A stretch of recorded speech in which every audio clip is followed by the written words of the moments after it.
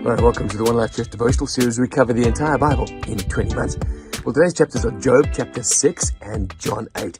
Now, in Job 5, one of Job's friends had tried to comfort him in times of trouble. Now, I've seen many people mess that up, trying to explain the unexplainable. So, telling their friend, listen, if you only had faith, God would heal you. It's not helpful. If you had been there, the guy probably wouldn't have committed suicide. Not helpful. You know why you're going through these troubles? Because of the sins of your father and your father's father that have been passed down to you. Not helpful. You know why you're in trouble here? God is judging you, which is basically what Job's friend had said. Not helpful.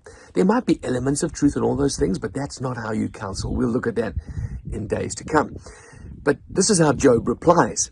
He says, "Oh, that I may have my request, that God would grant what I hope for, that he would crush me, that he would loose his hand and cut off my life." He's saying, listen, I'm in so much pain. I just want to die. He's miserable. He says, what do I have strength for? That I should still hope. He says, what prospects are there for me? His hope is gone. And then he turns his attention onto his friend and he rebukes his friend.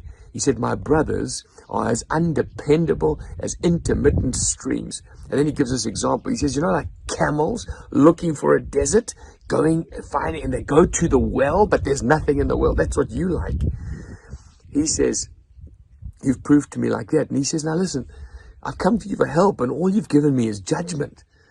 He says, teach me, and I'll be quiet. Show me where I have been wrong. Don't just give me these general things that this is God's judgment. He says, how painful, verse 25, and honest are honest words. But what do your arguments prove? Do you mean to correct me? He says, be so kind as to look at me now. Now, obviously his friends had their heads down. They couldn't even look at him because he had all these boils all over him. Be so kind as to look at me, he says. Would I lie to your face? He says this, is there any wickedness in me? I mean, God himself had said to the devil, he's blameless. There's no one like him on earth.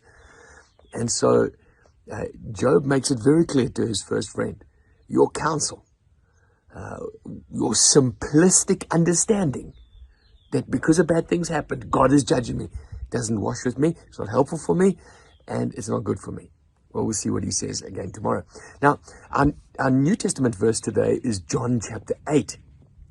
And John chapter 8, verse 1 to 10 is very interesting. In your Bible, it's probably written in italics, or maybe asterisks next to it, with this explanation that these verses were not in the original text.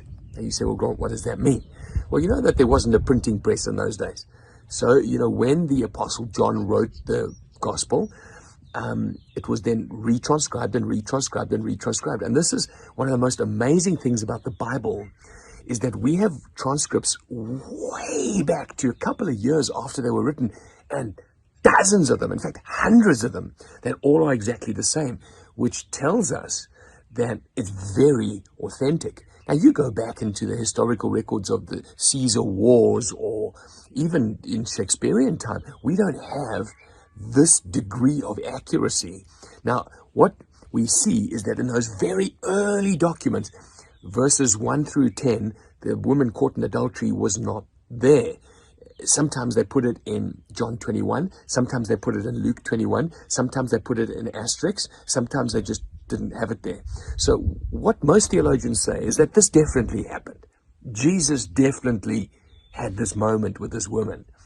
But the early writers weren't quite sure where to put it. So the way you should look at this is that you should say, this happened, and what can we learn from it? But we can't with categoric certainty say this is where it was supposed to be. So let's have a look and see what actually happened here. So what happens is that they drag a woman before Jesus in the temple courts and say she's caught in the act of adultery. Moses says we must stone her to death. What do you say? And it says here they were trying to trap him. Why were they trying to trap him? Well, you see, the Romans had said that the Jews were not allowed to execute. They had taken that out of the Jews' hands. So if he said execute, he would have been disobeying the Rome. If he said, don't execute, then they said he's disobeying Moses. Now, it's true that Moses' law did say adultery was a capital offense, but the laws around it were so stringent. You had to actually see someone in the actual act. Two people coming out of a room wasn't enough. Two people in a bed wasn't enough. You actually see them in the act. And so this very, very rarely was done. They keep questioning Jesus. What he does is he bends down and he writes in the sand. He stoops down, writes. Why is he stooping down? Getting down to that woman's level, writing in the sand, just incredible authority. And then he looks at them and he says, you who are without sin, pick up a stone and throw the first stone. Incredible wisdom. And of course, they just melt away into the background. And then he says to her, now, who accuses you? She says, nobody. He says, well, neither do I. Now go and sin no more. This is not Jesus excusing sin. This is Jesus showing grace, wanting a life to be changed around.